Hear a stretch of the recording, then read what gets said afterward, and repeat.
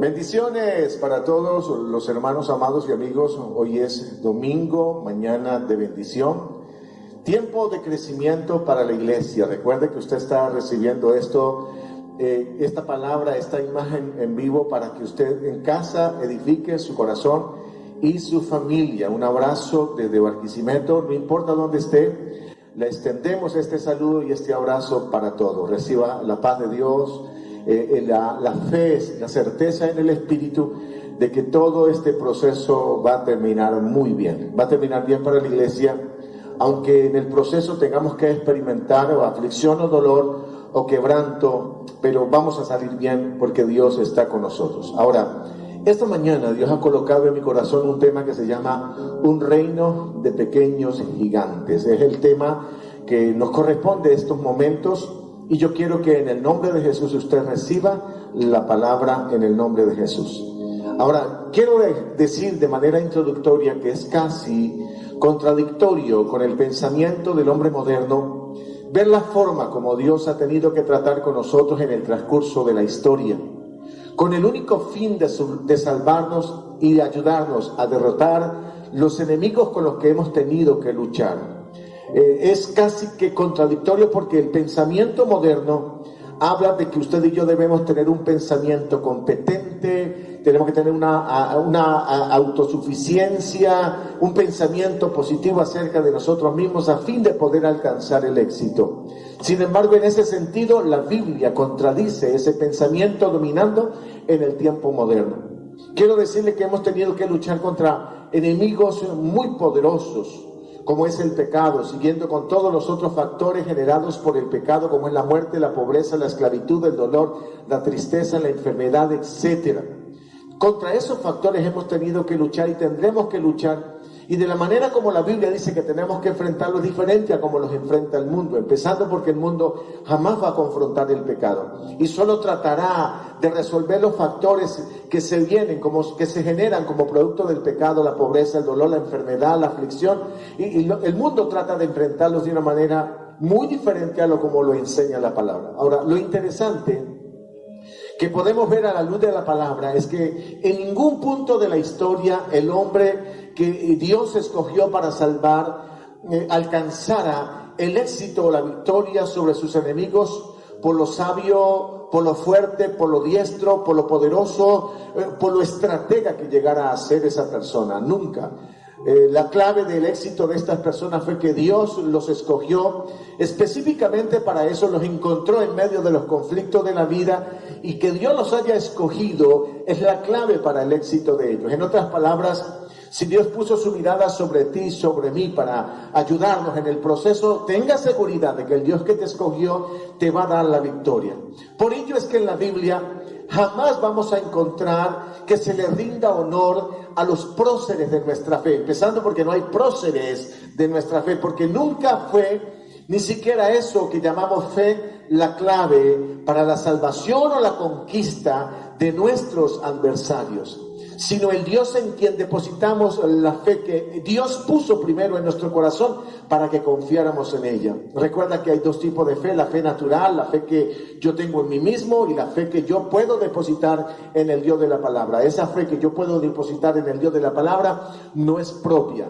El Espíritu Santo la coloca allí para que yo confíe en Él. En otras palabras, Dios te escogió para vencer, Dios te escogió para triunfar sobre tus adversarios, y Él deposita en tu espíritu la fe correcta, a fin de que en esa fe, afianzado en esa fe, puedas vencer y conquistar a sus adversarios. Por ello, no hay próceres, gente extraordinaria en el proceso de la historia a la que tengamos que erigir un monumento de fe, un monumento extraordinario por sus logros y su grandeza, porque toda la gloria se la lleva a Dios, que encuentra gente incompetente, con dificultades, con crisis, con necesidades, los llama, los equipa, les inyecta fe, les coloca esperanza, les da una palabra y adicionalmente les da la victoria sobre los adversarios. Por eso toda la gloria es para el Señor. Por ello, lo que determina, escúcheme, tu éxito no es el tamaño de la fe que tú tienes.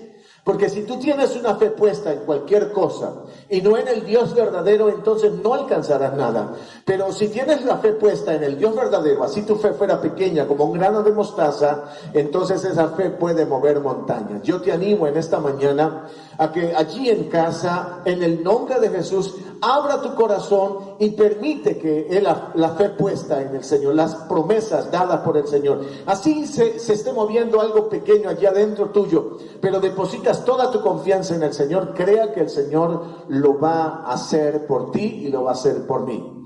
Por ello, en ciertos puntos críticos de la historia, donde el pueblo de Dios estaba reducido a un pequeño grupo de miles, en comparación con otras naciones enemigas que tenían millones de soldados, Dios les advirtió, Dios les dijo: cuando ven a sus enemigos numerosos y armados hasta los dientes que vienen contra ustedes, no los teman, porque yo les daré la victoria, yo les daré la victoria, dijo el Señor. Deuteronomio capítulo 20, verso 1, contiene uno de los episodios más extraordinarios, porque allí el libro de Deuteronomio resume todo el proceso de 40 años de peregrinación en el desierto.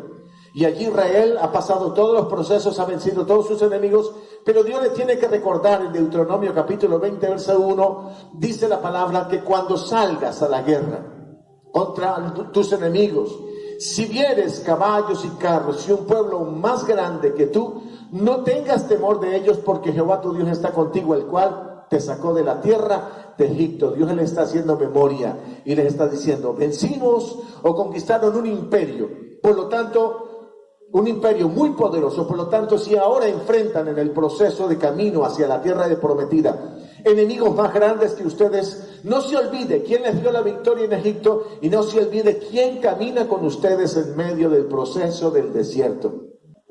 Una vez más, la clave nunca fueron los diestros y poderosos que fueron los escogidos de Dios, sino los confiados y llenos de esperanza que pudieron ser, a pesar de su pequeñez o su incompetencia.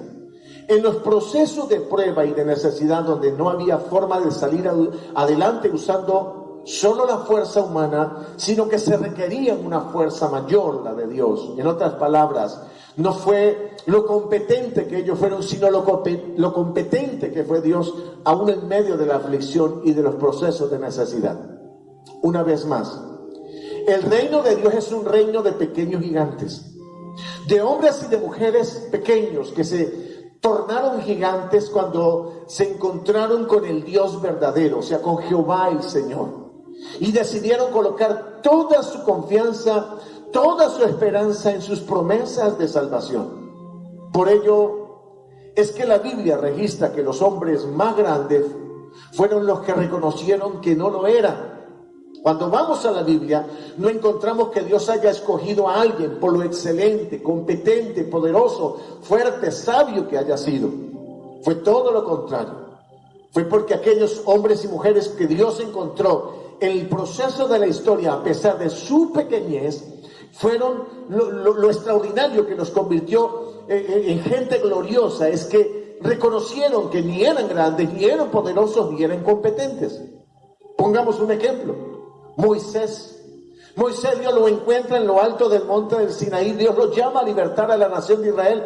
¿Qué dice el Señor? No sé hablar, no me creerán. Este no es el pensamiento y el espíritu de un hombre según el criterio del pensamiento moderno, donde usted tiene que sentirse relevante, competente, motivado, autosuficiente para enfrentar a sus enemigos.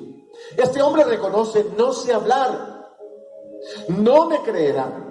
En otras palabras, él está diciéndole a Dios: soy incompetente para el trabajo que tú me estás demandando. A lo que el Señor le respondió: ve, porque te envío yo.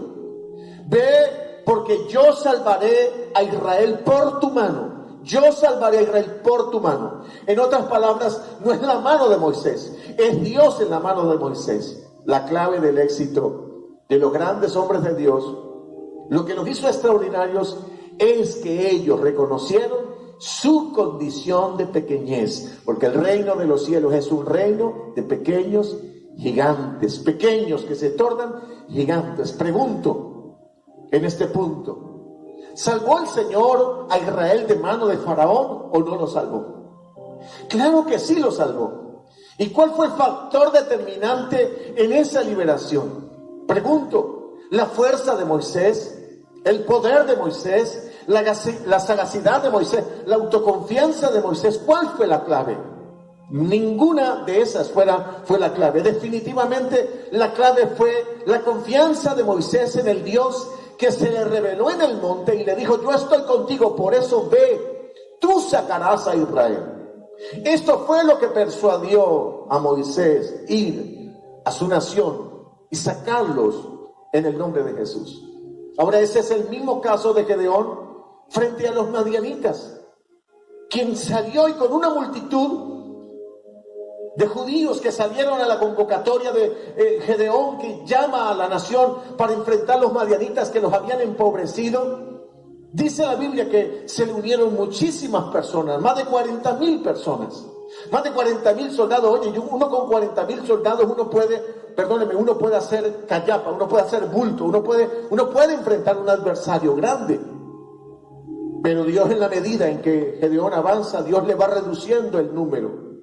Y Dios se lo reduce, sabemos la historia, a 300 soldados. Y con 300 soldados que calificaban por unas pocas virtudes, Dios enfrentó un ejército innumerable y derrotó a los madianitas. Es el caso de David frente al gigante. Ellos nunca, ni Gedeón ni David, enfrentaron a sus enemigos después de medir sus posibilidades naturales. Ellos vencieron confiando en las posibilidades de un Dios fiel que podía ayudarlos, y esperaban confiados en Él. Y aquí entro en un punto importante para usted, mi hermano, que va a la iglesia. Creo que la falta que se ha cometido en el entrenamiento de los creyentes de hoy es que se les ha entrenado psicológicamente para que se sientan competentes en sí mismos, fuertes en sí mismos, poderosos, seguros de sí mismos. Por ello van por la vida enfrentando el mundo con sus poderes y su fuerza, y cuando llega la hora de creer frente a factores que los superan, no saben cómo hacer, porque no saben creer en el Señor, pues solo se les ha enseñado a confiar en sí mismos. Y frente al factor negativo de la pandemia que estamos viviendo, que tenemos que enfrentar, más los derivados que están surgiendo en el camino, de baja productividad, de quiebra de empresas, más la amenaza de hambre, etcétera, etcétera. La pregunta es: ¿cómo vamos a enfrentar todos estos factores negativos? Donde los especialistas fallaron.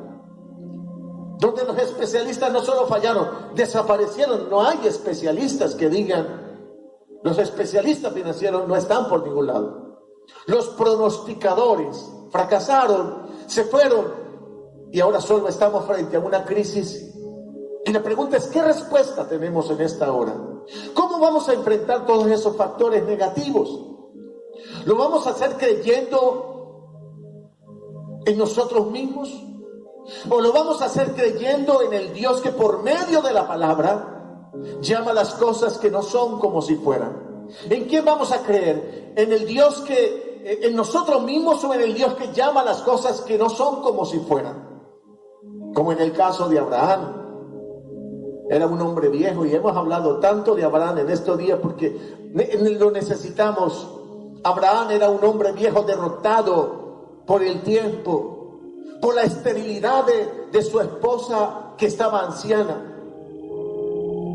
¿Cómo venció Abraham la circunstancia? ¿Cómo se convirtió el padre de una nación? Isaías 51:1 refiere diciendo exactamente cómo se dio. Y allí en Isaías 51:1 dice: oídme, los que seguís la justicia, los que buscáis a Jehová. Mirad a la piedra de donde fuisteis cortados, y al hueco de la cantera de donde fuisteis arrancados. El verso 2 responde de manera especial: mirad a Abraham vuestro padre, y a Sara que os dio a luz, porque cuando no eran más que uno solo, los llamé, Hay una experiencia de encuentro con Dios. Los bendije y los multipliqué. En ningún momento se resalta ni la grandeza de Abraham, ni el señorío de Abraham, ni la autosuficiencia de Abraham. O sea, en todo momento se señala la efectividad del Dios que llama, del Dios que bendice y del Dios que multiplica, aun cuando la esterilidad es el factor dominante. Ahora, ¿cómo lo vamos a hacer? Lo vamos a hacer confiando en el Dios que sostiene a su pueblo en el desierto. ¿Recuerda Israel? Israel duró 40 años en el desierto. ¿Cómo vamos a enfrentar estos factores negativos, pandemia, necesidad, crisis, etcétera? ¿Cómo lo vamos a hacer? Una vez más, el Dios que sostuvo a Israel en el desierto, donde Dios los introdujo con el único propósito de mostrarles que Él podía sostenerles, solo confiando en el proceso, en ese Dios maravilloso, usted y yo alcanzaremos la victoria. Veremos al Dios que sustenta nuestras vidas en los procesos de prueba. Solo que en el proceso de prueba saldrá a la luz lo que llevamos por dentro, lo que está en tu corazón. Deuteronomio 8:2.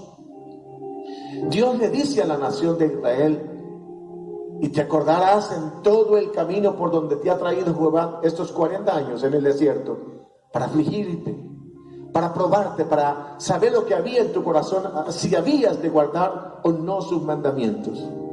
¿Saben que Dios metió a Israel al desierto para revelárseles como el Dios que provee? Pero allí salió a la luz todo el corazón de amargura del corazón de su pueblo. Yo espero que en este tiempo lo que salga de su boca y de su corazón sea la declaración de un pueblo que le dice al Señor en proceso de prueba: tu palabra es mi sustento, es mi sustento.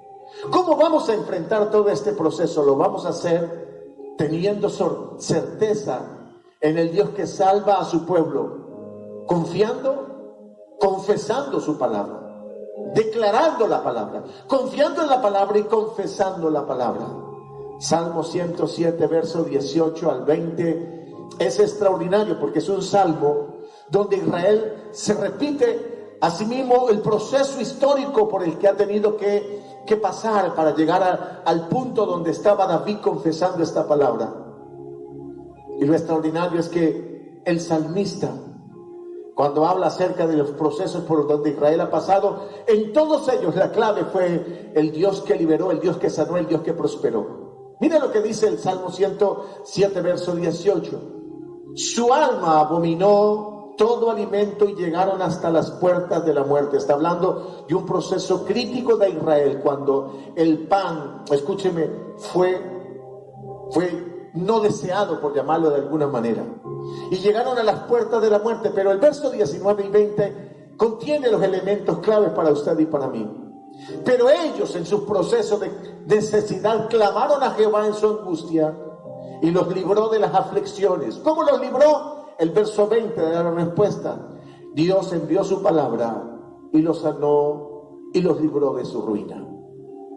La pregunta una vez más: cuando todos han fracasado en los procesos de pronóstico, ¿cómo vamos a enfrentar entonces nosotros estos factores negativos? Lo vamos a hacer una vez más creyendo a pie junto en el Dios que sana al enfermo, que sana al oprimido, que liberta al abatido, porque creemos que Él es fiel para cumplir cada una de sus promesas y de sanar y de traer libertad. Solo que para alcanzar ese nivel de grandeza prometido, debemos recordar nuestra pequeñez. Esto es clave en este proceso. Dios no nos salva por lo grande que somos, no, nos salva porque reconocemos que necesitamos a Dios. ¿Cómo se entra al reino de los cielos? Y la palabra dice que no son los grandes los que entran al reino, son los pequeños. Jesús lo colocó como un ejemplo, mostrándole a una multitud de personas. Tomó un niño y le dijo: mire, el que quiera entrar al reino de Dios tiene que hacerse así como este pequeño, como este niño pequeño. Solo que para alcanzar ese nivel de grandeza prometido, una vez más dije, debemos recordar nuestra condición de pequeñez, nuestra incompetencia, para enfrentar primero el pecado. Yo sé que usted es muy efectivo para enfrentar el pecado, pero el vecino suyo ese sí tiene problemas. Yo sé que no es así. Todos tenemos el mismo problema de incompetencia para enfrentar el pecado, el dolor, la enfermedad, la pobreza. Ahora la clave, escúcheme, es que usted y yo pongamos nuestra familia, nuestras vidas en las manos de un Dios competente que sí es grande, que sí puede salvar, que sí puede sanar, que sí puede liberar y que sí nos puede dar una vida abundante. Ahora, esta no es la hora de los gigantes, sino la hora de los pequeños que se tornan gigantes porque pueden creer, esperar y confiar hasta el final en el Dios que dio una palabra, nos dio una promesa y ya hizo una tarea en la cruz, dándonos la victoria sobre el pecado, sobre la muerte, sobre la adversidad, sobre la enfermedad, sobre el dolor, sobre la necesidad. La palabra dice que los que esperan en el Señor, dice la palabra, no serán avergonzados. Ahora, esta no es una palabra motivacional, lo sé, para que te sientas grande, sino una que te ayuda a ubicar, reconociendo que no somos muy hábiles para luchar contra las cosas que nos derrotan, empezando por el pecado. Es más, en este campo de enfrentar el pecado, somos un fracaso, ¿saben?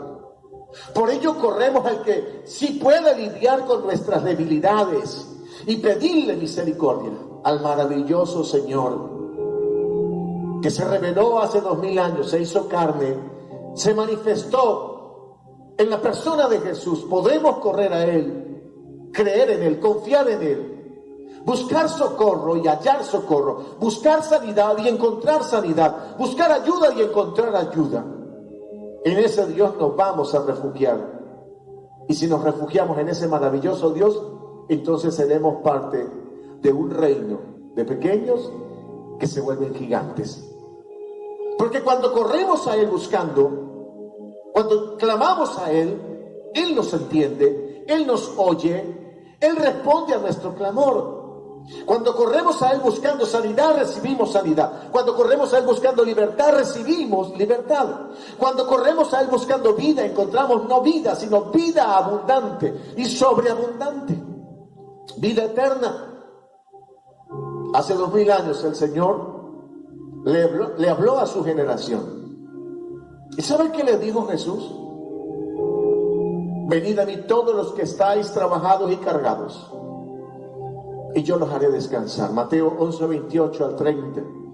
¿Qué pasaje más relevante para usted y para mí en esta hora? Porque este no es el momento de los superú, de los superungidos, de los supergigantes, de los que se sienten incompetentes para enfrentar los conflictos y la vida. Esta es la hora de aquellos que, como yo, reconocemos nuestra condición. Somos pequeños. Nos refugiamos en el grande, en el gigante, en el sobrenatural, en el que se materializó como hombre hace 2000 años, en la persona de Jesús, y en Él colocamos nuestra esperanza. Una vez más Jesús dijo, vengan a mí todos los que estáis trabajados, cargados, y yo los haré descansar. El verso 29 dice, llevad mi yugo sobre vosotros y poned, dice, y aprended de mí, que soy manso y humilde de corazón, y hallaréis descanso para vuestras almas. Concluye en el verso 30 y dice, porque mi yugo es ligero y ligera mi carga. Yo quiero bendecirte en esta mañana, porque eres parte de un reino que no te va a responder por lo perfecto que eres. ¿Saben que si el reino de los cielos respondiera el día en que fueras perfecto, jamás podría responder el cielo? El cielo no responde por lo perfecto que tú eres. Es porque reconocemos que no lo somos, y con un corazón quebrantado nos vamos a la presencia del Dios que sí es perfecto, pero que aparte de eso es misericordioso, que puede perdonar al pecador y salvarlo. A Él corremos y en su presencia nos hacemos muy grandes. Yo te bendigo allí en casa. Esta circunstancia de amenaza va a pasar, y mientras pasa, va exponiéndonos, nos va poniendo en evidencia lo frágiles, lo débiles, lo incompetentes. Aquí, escúcheme, el sentirse superior no es la clave, el sentirse en la condición correcta, reconocer nuestra posición es la clave y saber que estamos en la mano de un Dios bueno, misericordioso, poderoso, que puede bendecir y sanar, es la clave del éxito. Por eso vas a superar este proceso, porque Él es bueno.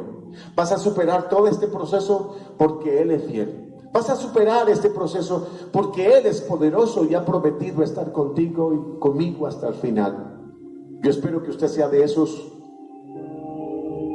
hombres y mujeres que reconocen: Señor, venimos a ti cargados, cansados, trabajados. Nos ponemos en tu presencia, y a esos cargados, fatigados y cansados y trabajados, Dios los hará descansar. Es necesario que tomemos un tiempo para reposar en Dios. Deje que la mente deje de estar elucubrando, creando ideas, a ver cómo hago. Deja que el Espíritu de Dios te guíe en este proceso y lo vas a alcanzar. Una vez más te bendigo ahí en casa. Eres parte de un reino de gigantes que reconocen su pequeñez, su incompetencia, pero que alcanzamos ese nivel de grandeza porque le creemos a Dios y estamos confiados en su misericordia y su amor. Una vez más te bendigo ahí en casa. En el nombre de Jesús. Padre, bendigo a mi amigo, a mi hermano que está frente a una circunstancia amenazante, que se siente superado por todos los factores negativos que lo rodean. Señor, nos supera a nosotros, pero no a ti. Nos supera a nosotros, pero no al poder de tu Espíritu que nos puede sostener hasta el final. Señor, gracias por ser nuestro refugio, nuestra salvación, nuestra sanidad, nuestro soporte, nuestro socorro, nuestro castillo, nuestro amigo fiel. Gracias, Señor, por ser el Salvador que con amor eterno nos has amado y nos has metido en tu reino para engrandecernos, para bendecirnos, para exaltarnos por nuestra dependencia de ti, por nuestra necesidad de ti. Gracias, Señor, en el nombre de Jesús. Bendigo a mis hermanos, en el poderoso nombre de Jesús. Bendigo tu casa, bendigo tu familia. Creo que Dios estará haciendo milagros durante todos estos días, porque el Dios que suplió alimento a Israel en el desierto estará contigo. El Dios que sostuvo a David frente al gigante, a Gedeón frente a sus adversarios, el que sostuvo a Moisés frente a Faraón, también te sostendrá a ti y a mí en este proceso. Tendremos testimonios por contar, experiencias que compartir con las personas que nos han visto vivir el mismo proceso que ellos, pero estoy seguro que en ti y en mí habrá una diferencia, habrá victoria, habrá bendición, habrá paz, habrá libertad, habrá vida nueva y de dependencia sobrenatural en Dios que se prolongará por generaciones en Cristo Jesús. Sobre nuestros hijos esa vida buena se va a multiplicar. Lo bendigo en el nombre de Jesús. Pido paz de Dios sobre tu corazón. Un abrazo desde Barquisimeto. Eres parte de un reino de pequeños gigantes que se hacen grandes por su dependencia del Señor. Bendiciones para todos.